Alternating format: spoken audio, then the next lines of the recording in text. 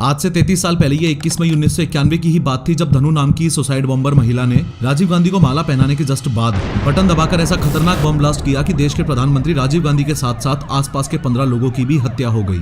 असल में हुआ ये था कि राजीव गांधी की हत्या से 6 घंटे पहले यानी 4 बजे श्रीलंका में लोकेटेड जो इंडियन एम्बेसी थी उसमें एक अननोन कॉल आया और कॉल करने वाले ने पूछा कि क्या राजीव गांधी अभी भी जिंदा हैं। हालांकि राजीव गांधी जिंदा भी थे और आने वाले इलेक्शन के लिए देश भर में रैलियां भी कर रहे थे। इस अननोन कॉल के 2 घंटे बाद यानी शाम को 6 बजे राजीव गांधी विशाखापट्टनम की एक इलेक्शन रैली से फ्री होकर एयरपोर्ट की तरफ जा रहे थे ताकि चेन्नई के पास श्री पेरम्बदूर में होने वाली एक और रैली को अटेंड कर सकें। अब जैसे ही राजीव गांधी विशाखापट्टनम एयरपोर्ट पर पहुंचे तो पायलट ने उन्हें बताया कि वो अभी फ्लाई नहीं कर सकते क्योंकि एयरप्लेन के कम्युनिकेशन डिवाइस में कुछ खराबी है। जितनी देर कम्युनिकेशन डिवाइस सही किया जा रहा था उतनी देर राजीव गांधी वहीं एयरप्लेन के पास बैठे रहे, लेकिन जैसे जैसे टाइम बहुत ज्यादा लगने लगा वैसे ही राजीव गांधी वहां से चल पड़े। आज अटैक वाले दिन यानी 21 मई 1991 को राजीव गांधी ने ये डिसाइड किया कि वो विशाखापट्टनम में ही सरकारी गेस्ट हाउस में रुकेंगे। अपनी टीम के साथ राजीव गांधी का काफिला कुछ ही दूरी तय कर पाया था कि तभी एक पुलिस ऑफिसर बाइक से राजीव गांधी की कार का पीछा करने लगता है। थोड़ी ही देर में उसने राजीव गांधी की कार को रुकवाकर उनको बताया कि एयरप्लेन ठीक हो गया है, अगर आप चेन्नई जाना चाहते हैं तो एयरप्लेन आपका वेट कर रहा है। ये सुनते ही राजीव गांधी ने तुरंत यू टर्न लेकर अपनी कार को इतनी तेजी से दौड़ाया कि उनकी टीम पीछे ही रह गई और बताया जाता है कि वो हवाई जहाज में बैठकर चेन्नई के लिए रवाना भी हो गए। यहाँ ये सुनकर आपको थोड़ा अजीब लगेगा कि अरे ये कैसा प्रधानमंत्री है जो खुद ही गाड़ी भगा रहा है और वो भी इतनी तेज। तो जिन लोगों को नहीं पता उनको बता दूं कि राजीव गांधी ड्राइविंग और फ्लाइंग को लेकर काफी पैशनेट थे। सोर्सेस हैं कि वो अपनी गाड़ी खुद ही चलाते थे और इतनी ज्यादा स्पीड से भगाते थे कि कई बार उनकी सिक्योरिटी टीम तक पीछे रह जाती थी। कहीं जाते थे तो एयरप्लेन भी खुद ही उड़ा लिया करते थे। असल में राजीव गांधी एक ट्रेंड पायलट थे जिन्होंने साल 1970 में इंडियन एयरलाइंस में 5,000 रुपए पर मंथ सैलरी पर जॉब भी की थी और वो मोस्टली दिल्ली जयपुर रूट पर फ्लाई किया करते थे। खैर शाम 8:20 पर राजीव गांधी चेन्नई एयरपोर्ट पर लैंड कर जाते हैं और कांग्रेस वर्कर्स वहां पर उनका बढ़िया वेलकम करते हैं। इन सभी वर्कर्स में से बस एक इस लेडी को याद रखना, इनका नाम मरागतम चंद्रशेखर था। ये कांग्रेस पार्टी से थी, ये फॉर्मर मेंबर ऑफ पार्लियामेंट थी और इस रैली में राजीव गांधी को इन्होंने ही होस्ट किया था। इसके बाद एम्बेसडर कार से राजीव गांधी मरागतम के साथ उनकी कॉन्स्टिट्यूएंसी श्री पेरम्बदूर में एक इलेक्शन रैली को एड्रेस करने के लिए निकल जाते हैं। अभी चेन्नई एयरपोर्ट से राजीव गांधी का काफिला निकला है जो कि यहाँ से लगभग 33 किलोमीटर दूर श्री पेरम्बदूर के इस ग्राउंड तक आना है। हाँ, वही इलेक्शन रैली ग्राउंड जिसमें राजीव गांधी की एक सुसाइड बॉम्बर के द्वारा हत्या होने वाली है। राजीव गांधी के इस ग्राउंड में पहुंचने से पहले चलो हम इस ग्राउंड के लेआउट को समझने के साथ ही ये भी देख लेते हैं कि राजीव गांधी कहां से होकर जाने वाले थे और क्या क्या करने वाले थे। ये वो पूरा ग्राउंड है जहां इलेक्शन रैली ऑर्गेनाइज्ड की गई है। इस ग्राउंड में यहाँ पर वो स्टेज है जहां से खड़े होकर राजीव गांधी लोगों को संबोधित करेंगे। स्टेज तक चलकर आने के लिए बीच में ये रेड कारपेट एरिया है। स्टेज के पास ही रेड कारपेट एरिया के इस तरफ ये लेडीज सेक्शन है और स्टेज से कुछ दूरी पर रेड कारपेट एरिया के अपोजिट डायरेक्शन में यहाँ पर ये वो सेक्शन है जहाँ राजीव गांधी के स्वागत के लिए लोग खड़े होने वाले हैं। इस स्टेज के बिल्कुल सामने 100 मीटर की दूरी पर ये राजीव गांधी की माँ यानी इंदिरा गांधी की ये बड़ी कार्डबोर्ड वाली मूर्ति है। ओवरऑल इस प्रोग्राम की प्लानिंग कुछ इस तरीके से की गई है कि जब राजीव गांधी यहाँ पहुंचेंगे तब सबसे पहले वो इंदिरा गांधी की मूर्ति को माला पहनाएंगे। उसके बाद इस बैम्बूज की बैरिकेडिंग के बीच मौजूद इस रेड कारपेट एरिया में उनका वेलकम किया जाएगा। आफ्टर दिस वो सीधा मंच पर जाकर भीड़ को एड्रेस करेंगे। याद है मैंने आपको एक लेडी मरागतम के बारे में बताया था जो राजीव गांधी को इस रैली में होस्ट कर रही है और उनके साथ उन्हीं की गाड़ी में इस रैली ग्राउंड की तरफ आ रही हैं। उन्हीं का एक असिस्टेंट था जिसका नाम था एजे डॉस और इस इलेक्शन रैली के पूरे अरेंजमेंट और प्लानिंग की जिम्मेदारी एजे डॉस की ही थी। अब डॉस की प्लानिंग के अकॉर्डिंग यहाँ रेड कारपेट एरिया के पास टोटल 21 लोग राजीव का वेलकम करेंगे, जिसमें से ये 3 लोग माला पहनाएंगे और ये 18 कांग्रेस कार्यकर्ता और पत्रकार राजीव से मिलेंगे। ये सब कुछ डिसाइडेड था, लेकिन लास्ट मोमेंट पर मरागतम की बेटी की रिक्वेस्ट पर इस औरत और इसकी बेटी को भी इस एरिया में रहकर एक्स पीएम राजीव गांधी से मिलने की परमिशन दे दी जाती है। यहाँ आपको बता दूं कि इस बच्चे का नाम कोकिला है जो कि आज राजीव गांधी को एक कविता सुनाएगी। इस बात पर भी ध्यान दो कि उस दिन चेन्नई में राजीव गांधी के लिए सिक्योरिटी अरेंजमेंट्स काफी अच्छे थे क्योंकि ऐसा माना जा रहा था कि एक्स पीएम उस ड्यूरेशन में कई टेररिस्ट ग्रुप्स के टारगेट पर ऑलरेडी थे। अब एक बार यहाँ के सिक्योरिटी अरेंजमेंट्स भी देख लेते हैं। इस पूरे एरिया की सिक्योरिटी के लिए आईपीएस ऑफिसर आर.के. राघवन के नेतृत्व में यहाँ पर 300 पुलिस वाले तैनात हैं। रेड कारपेट एरिया में राजीव गांधी से मिलने वाले इन 23 लोगों पर नजर रखने और इनकी मेटल डिटेक्टर से थॉरोली चेकिंग करने की रिस्पॉन्सिबिलिटी इन सब इंस्पेक्टर्स और कांस्टेबल्स की है। इस सब इंस्पेक्टर को तलाशी के बाद डिसाइड करना था कि ये लोग राजीव गांधी के वेलकम के लिए इस रेड कारपेट एरिया में खड़े हो सकते हैं या नहीं। अभी रात के 9:30 बज रहे हैं। राजीव गांधी को देखने के लिए यहाँ भारी भीड़ जमा हो चुकी है और सभी उनका बेसब्री से इंतजार कर रहे हैं। लेकिन दिक्कत वाली बात यह है कि आज इस भीड़ में 5 लोग ऐसे भी हैं जो नहीं होने चाहिए थे। जिनका सिर्फ एक मकसद है, कैसे भी करके राजीव गांधी की हत्या करना। इन पांचों में से 3 लेडीज हैं और 2 जेंट्स हैं। दोनों जेंट्स यानी कि ये शिवराजन और हरिबाबू पत्रकारों के भेष में इस वेलकम सेक्शन एरिया में खड़े हुए हैं। तीनों की तीनों लेडीज यानी नलिनी, धनु और सुभा यहाँ वेलकम सेक्शन एरिया के साइड में खड़ी हुई हैं। इन तीनों में से नलिनी तो इस साजिश में सिर्फ एक हेल्पर है। दिक्कत वाली बात थी इन दोनों की। ये दोनों धनु और सुभा सुसाइड बॉम्बर्स हैं। इन्होंने अपने कपड़ों के नीचे बॉम्ब जैकेट पहनी हुई है जो इन बटन्स की मदद से ब्लास्ट होने वाली है। अब धनु और सुभा को किसी भी तरह इस रेड कारपेट एरिया में खड़े हुए लोगों में शामिल होना था, क्योंकि ये 23 लोग ही हैं जो राजीव गांधी के बिल्कुल पास जा सकेंगे।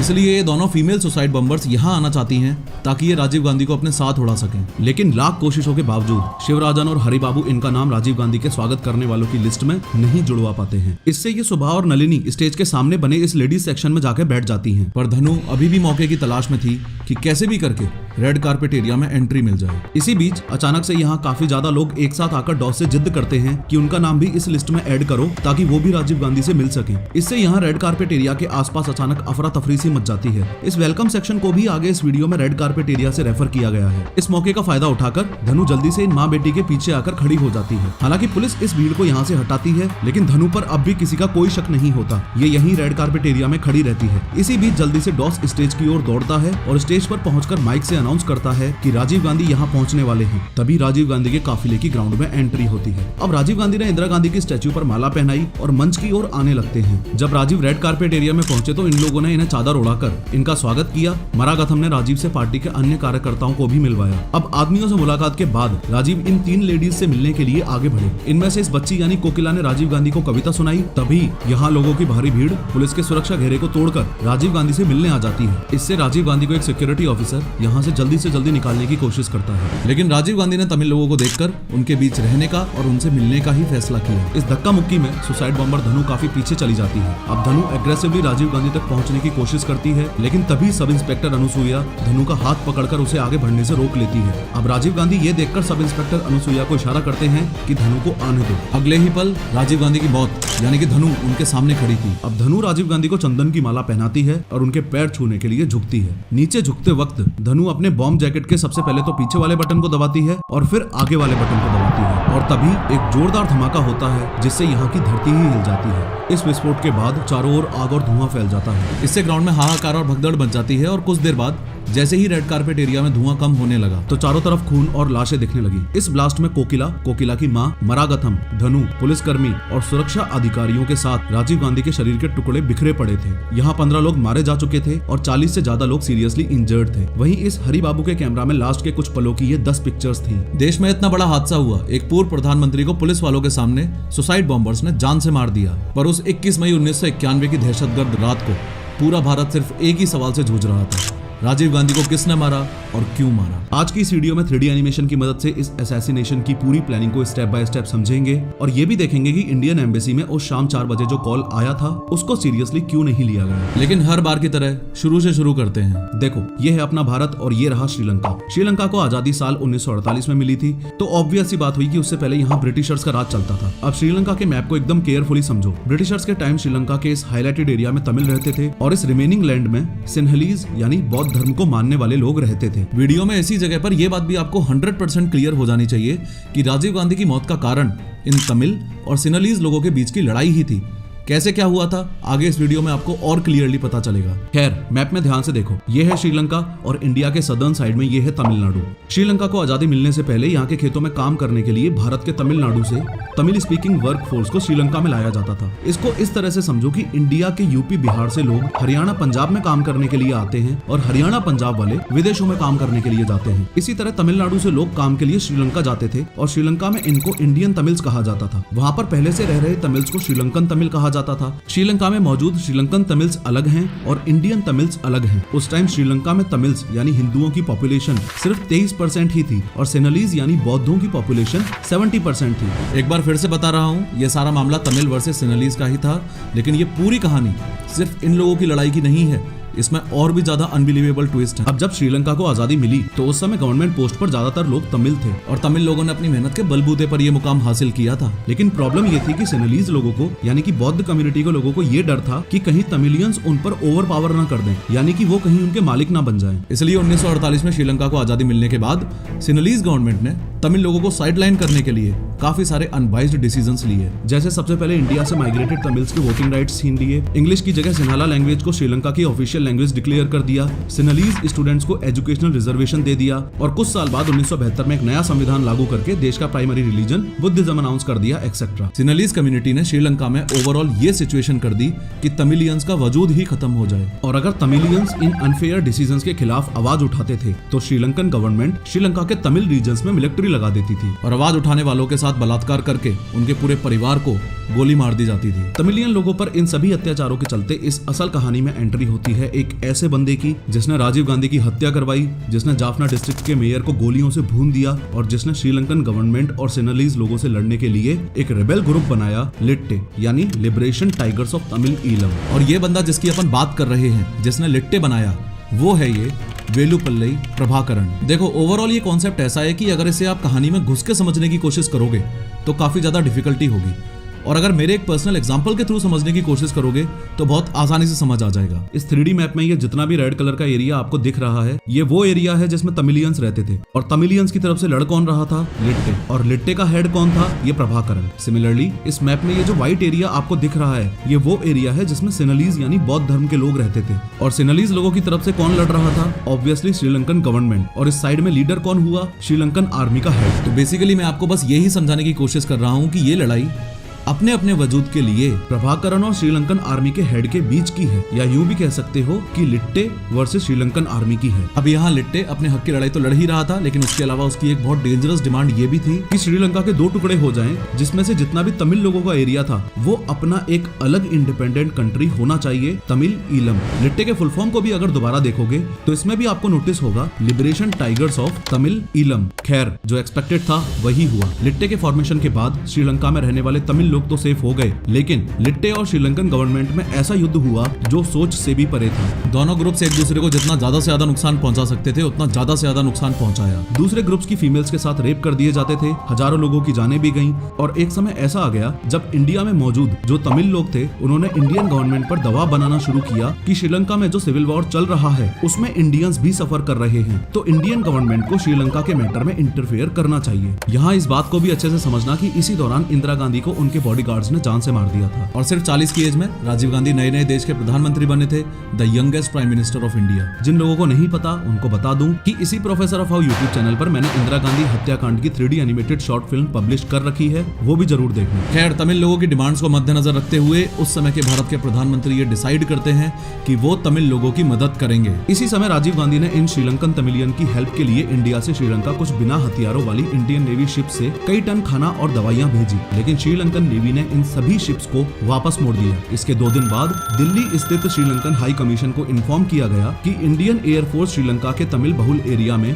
ऑपरेशन पूमलाई करने जा रही है, जिसमें इंडिया की तरफ से वॉर सर्वाइवर्स के लिए खाना और मेडिकल चीजें ड्रॉप की जाएंगी। अगर अब की बार श्रीलंकन फोर्सेस ने रोका तो भारत इसको बर्दाश्त नहीं करेगा। अब इंडिया से 5 मिलिट्री एयरक्राफ्ट में लगभग 25 ton food and medicine in 4 Mirage fighter jet के एस्कॉर्टिंग के साथ नॉर्थ श्रीलंका में एयर ड्रॉप किया जाता है, और इंडियन गवर्नमेंट सख्ती से श्रीलंकन गवर्नमेंट को तमिलियंस पे हो रहे अत्याचार को रोकने के लिए बोलती है। यहाँ आपको बता दूं कि इंडियन गवर्नमेंट का स्टैंड एकदम क्लियर था कि श्रीलंका में तमिल्स को उनका हक मिले और ये सिविल वॉर खत्म हो। अब जैसे ही इंडिया ने ऑपरेशन पूमलाई किया, वैसे ही श्रीलंका बोला कि इस पूरे सिविल वॉर के मामले में हम इंडिया से बातचीत करना चाहते हैं। इस मामले में बातचीत के लिए इंडियन पीएम राजीव गांधी श्रीलंका की कैपिटल में पहुंचते हैं, यानी कि यहाँ कोलंबो में पहुंचते हैं। इस सीन को अच्छे से समझ लो। आज दिन है 29 जुलाई 1987 का। ये श्रीलंकन प्रेसिडेंट JR जयवर्धने हैं और ये Indian prime minister Rajiv Gandhi है। इन दोनों के सामने ये जो डॉक्यूमेंट आपको दिख रहा है, ये इंडिया श्रीलंका पीस अकॉर्ड है। आसान भाषा में समझाऊं तो ये एक ऐसा शांति समझौता है जिसकी बेसिकली 2 डिमांड्स हैं। सबसे पहले डिमांड तो ये कि श्रीलंकन गवर्नमेंट श्रीलंका के तमिल्स को उनके राइट्स और सभी फैसिलिटीज प्रोवाइड करेगी, लेकिन बदले में श्रीलंका में मौजूद सभी तमिल मिलिटेंट्स ग्रुप को अपने हथियार डालने होंगे, या यूं कह लो कि लिट्टे को अपने हथियार डालने होंगे। लेकिन यहाँ एक छोटा सा ट्विस्ट है। सबको पता था कि इतनी मारकाट होने के बाद और इतनी जाने गंवाने के बाद लिट्टे इतनी आसानी से तो हथियार सरेंडर करने नहीं वाला, इसलिए आज पीस अकॉर्ड साइन करने से 2 दिन पहले ही यानी 27 जुलाई को ही राजीव गांधी ने लिट्टे हेड प्रभाकरण को दिल्ली में एक मीटिंग के लिए बुला लिया था, जिसमें राजीव गांधी ने प्रभाकरण को समझाया कि ऐसे ऐसे 2 दिन बाद शांति समझौता पे साइन किया जाएगा तो मान जाना। प्रभाकरण ने पहले तो थोड़ी सी ना नुक्कर की,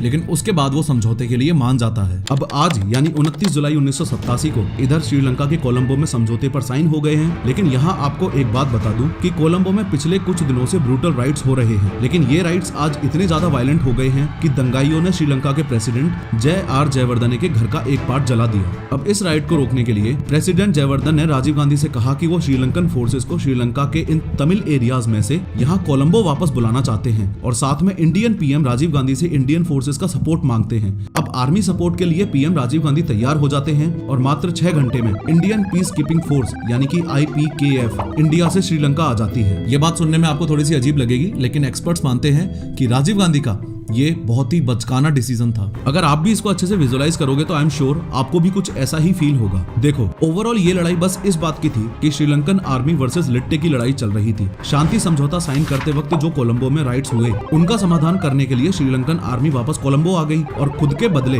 लिट्टे के सामने किसको खड़ा कर दिया? IPKF यानी इंडियन पीस कीपिंग फोर्स। अब इंडियन पीस कीपिंग फोर्स में कौन है?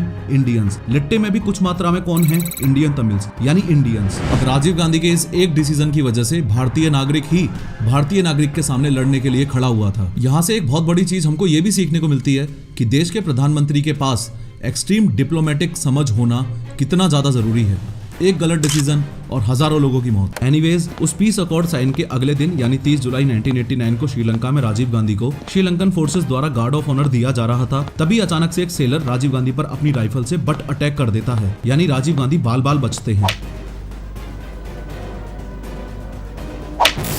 ये पहली बार था जब किसी श्रीलंकन ने राजीव गांधी पर अटैक किया था। अनफॉर्चुनेटली इस केस में भी यही हुआ। लिट्टे ने हथियार डालना शुरू तो किया, लेकिन समय के साथ IPKF और लिट्टे के रिलेशंस इस कदर बिगड़ गए कि दोनों तरफ से खतरनाक युद्ध हुआ और हजारों लोगों ने अपनी जान गंवाई, इंक्लूडिंग इंडियन सोल्जर्स।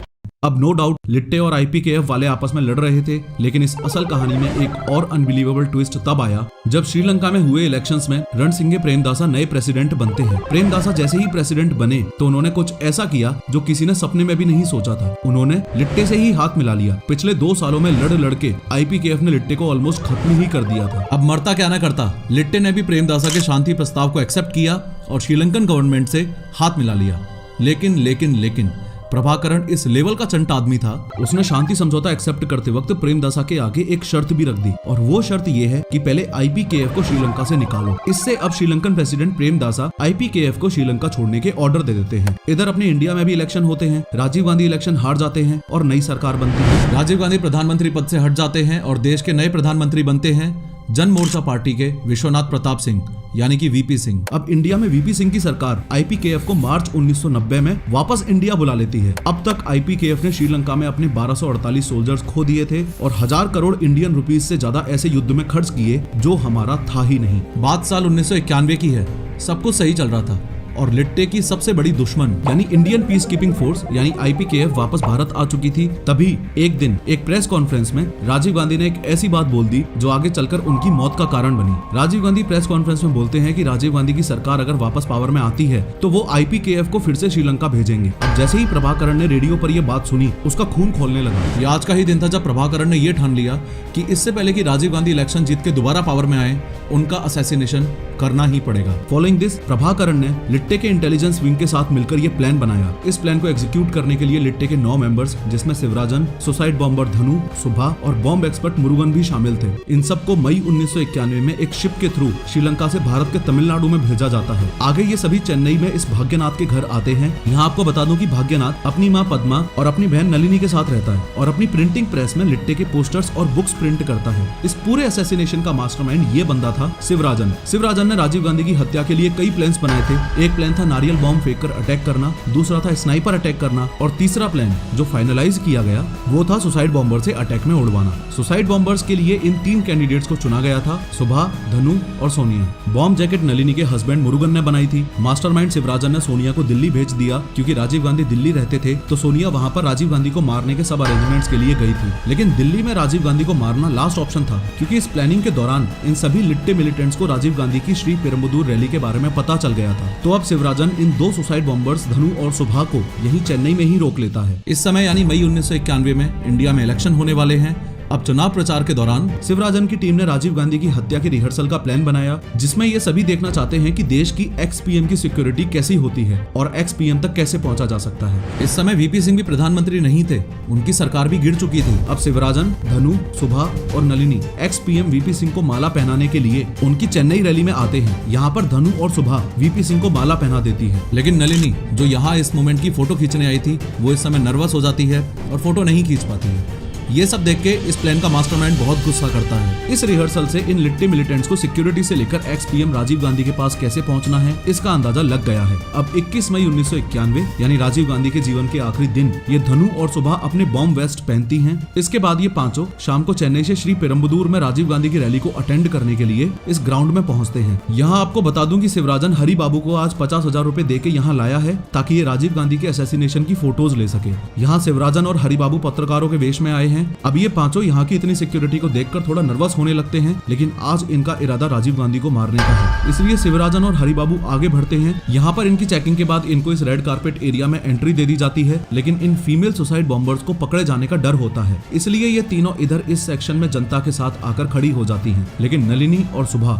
जल्द ही उम्मीद छोड़ देती हैं और ये दोनों ग्राउंड में इधर इस फीमेल सेक्शन में आके बैठ जाती हैं। पर धनु अब भी यहीं इस रेड कारपेट एरिया के पास ही वेट करती रहती है। अब धीरे धीरे इस पूरे ग्राउंड में भीड़ बढ़ने लगती है। यहाँ इस भीड़ में खड़े लोगों को जैसे ही पता चलता है कि रेड कारपेट एरिया में खड़े हुए लोग राजीव गांधी से पर्सनली मिलकर उनका वेलकम करेंगे, तो इस भीड़ से काफी लोग एजे डॉस से मिलते हैं और राजीव से पर्सनली मिलने की इच्छा जाहिर करते हैं। यहाँ आपको बता दूं कि अब तक इस रेड कारपेट एरिया में ये 21 मेल और ये 2 फीमेल्स हैं जो राजीव से पर्सनली मिलेंगे, लेकिन अचानक से यहाँ काफी ज्यादा भीड़ बढ़ने से इस सेक्शन में खड़ी धनु भीड़ का फायदा उठाकर रेड कारपेट एरिया में इन 2 फीमेल के पीछे आके खड़ी हो जाती है। अब पुलिस भीड़ को कंट्रोल करती है और इन एक्स्ट्रा लोगों को यहाँ से निकालती है। इतने में राजीव गांधी यहाँ पहुँचते हैं और धनु उनको माला पहनाकर राजीव के पैर छूने के बहाने नीचे झुकती है और अपने लेफ्ट साइड में लगे इस बटन को प्रेस करती है। इससे यहाँ एक पल के लिए बारूद जलने जैसी आवाज आती है और अगले ही पल यहाँ कोहराम मच जाता है। इस ब्लास्ट में ये हरि बाबू भी मारा जाता है, लेकिन इसका ये कैमरा जिसमें राजीव गांधी के असैसिनेशन की ये 10 फोटोज खींची थी, इन फोटोज के और कुछ दूसरी लीड्स के आधार पर शिवराजन,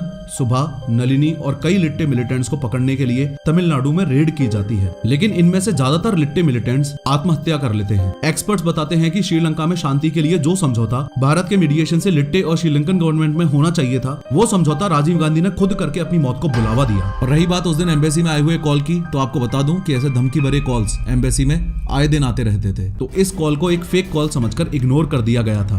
खैर, इंडिया में डीप फेक फ्रॉड्स दिन पे दिन बढ़ रहे हैं और इस वीडियो में मैंने डिटेल में बताया है कि डीप फेक फ्रॉड से एग्जैक्टली बचना कैसे है। क्लिक करो और जरूर देखो।